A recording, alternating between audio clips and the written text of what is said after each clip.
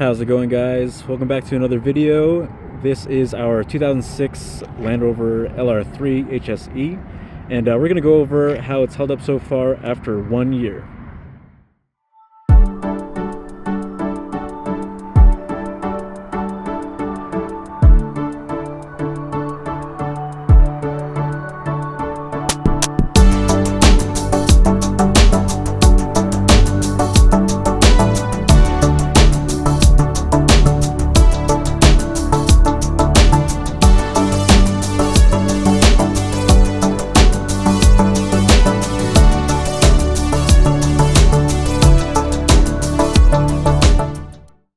Alright, so this is my wife's car. She uses it to get to work, church, grocery shopping, all the short commutes, and she really likes it a lot. She used to have a 2016 Nissan Rogue, and this is a lot bigger than that, but she doesn't mind driving it because she has better visibility in this vehicle. I'll show you guys what I'm talking about. But yeah, she always used to say she doesn't really want to drive anything big, but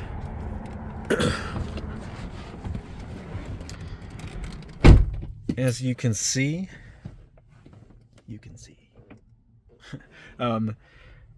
the windows are just really big, and so is the windshield. And that, in combination with how high you sit in these vehicles, you just have no issues with visibility. The 2016 Nissan Rogue even had like a backup camera, but we still prefer this. It's just easier to see out of. What else we got here? Oh, since we're up here, get this started. I think we hit 268,000 miles not too long ago.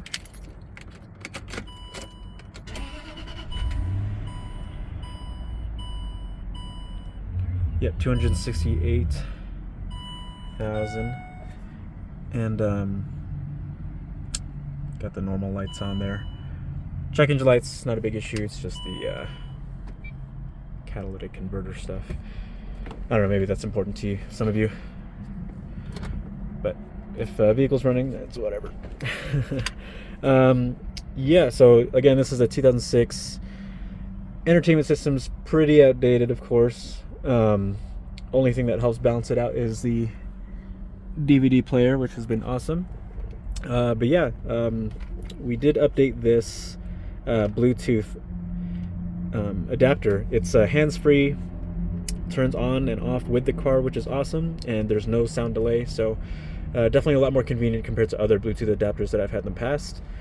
The DVD player has been working out really well for like long trips, like going to the mountains and stuff like that. It's really nice to have. It's funny having one, just because growing up you'd see like a DVD player in someone else's car while you're sitting in traffic, and just thought about like having one, and it's really neat to finally have. The only thing I don't like about this DVD player is when you hit bumps in the car, it rattles a bit, so I've got to take a look at that sometime soon. It does bug me a little bit. It doesn't bug my wife, but if we're taking long trips, I'm the one that's driving typically, and gets kind of annoying. Yeah, this thing's crap on gas, as you guys know. If you care about gas and gas prices, don't get a Land Rover for sure.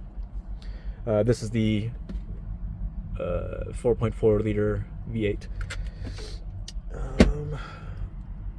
Let's see.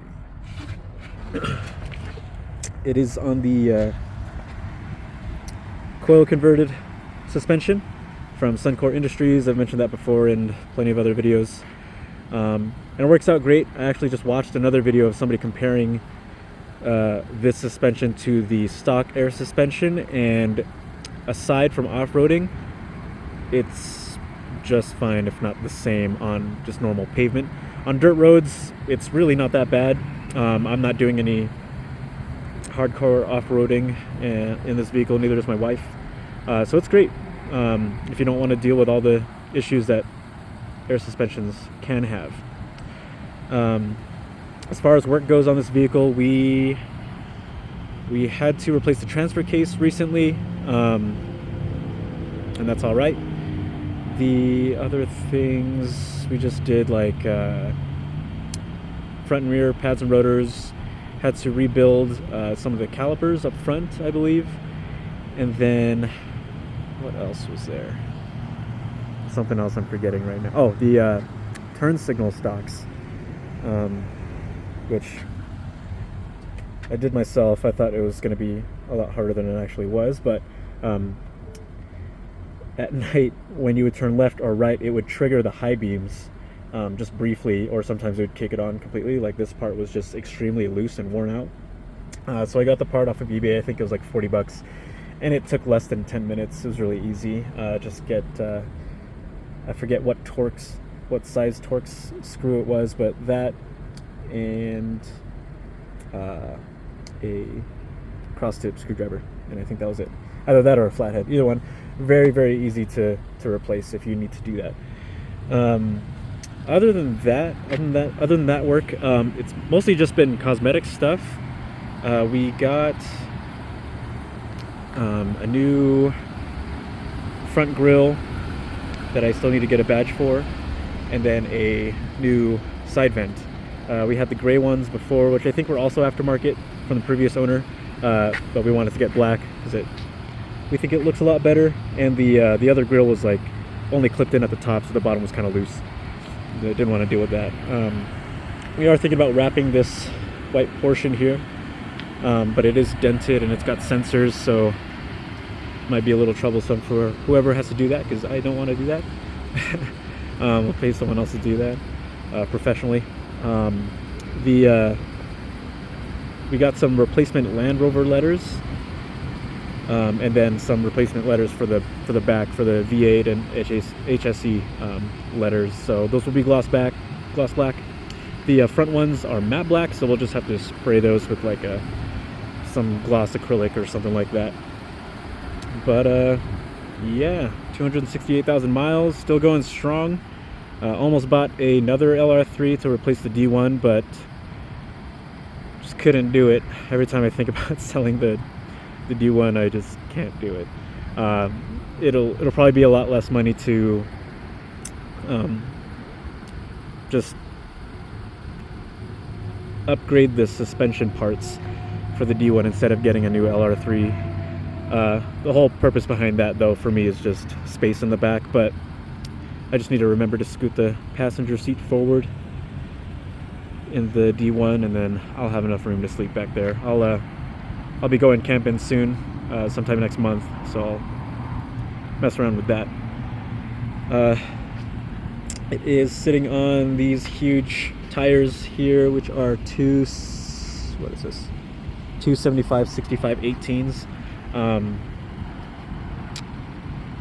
All terrains, again, we don't off-road a whole lot, but for pavement they're actually really fantastic, and we never have to worry about being in the snow, so I don't have to worry about my wife driving in the snow with this vehicle. She's had literally zero issues.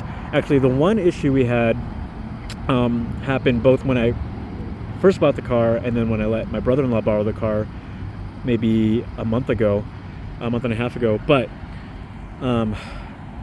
sitting at a stop, well, when it happened to me, I was at I was going to get it emissions tested, and I was at a stop. Car was in drive, but I was at a stop. I went to let off the brake, and the car died. The electronics were still working because the radio was still on, but no power in the gas pedal. So I actually had to start the vehicle up again, and it never happened again. And then, again, that was a year ago, and then it happened again about a month and a half ago to my brother-in-law, who was at a stoplight, went to go, and the car died, but the electronics were still on. Both times the fuel was fairly low. I think it was below a quarter, and we're thinking that it's because of the fuel pump relay. My mechanic said it's a pretty long part, so I might have some trouble here and there, but we haven't had any issues starting the vehicle back up again after it died, so that's good. I just hope, I mean, it hasn't happened to my wife yet, knock on wood, so hopefully it never does. We're just going to make sure to keep the vehicle topped off above a quarter and just see how that goes. But yeah, I really recommend this vehicle.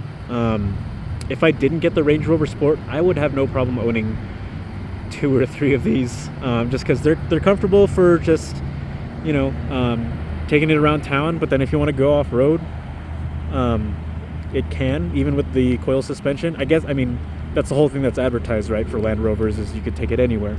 But the LR3 is just, with where they're priced right now and how they compare to the LR4s. I know the LR4s have some more electronic issues, but the LR3 I think seems to be the all-around better Land Rover. Even in terms of looks, like, I know it's not the latest thing, but a lot of people miss this boxy look, and it looks freaking sweet. It's like a signature Land Rover thing, you know. My mechanic owns, I think, 3 or 4 LR3s, and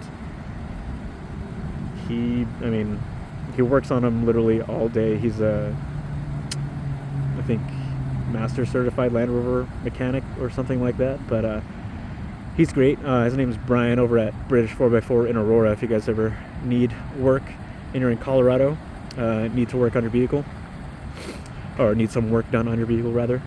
But yeah, this thing's been awesome. After a year, it's fantastic. I'm hoping for it to hit at least 300,000 miles, which is kind of like, I guess, the standard for old vehicles to hit, or a vehicle to hit, is 300,000. So hopefully it gets there, and then if it can keep going after that, that would be really great, because we really like this car. Anyways, that is all for now, I believe. Thank you guys so much for watching and for subscribing. Be sure to hit the like video and subscribe if you want to see more content. Next up would be a year with the Range Rover Sport. Yeah. All right. Thank you guys so much. Have a great day, and thanks for watching. Bye.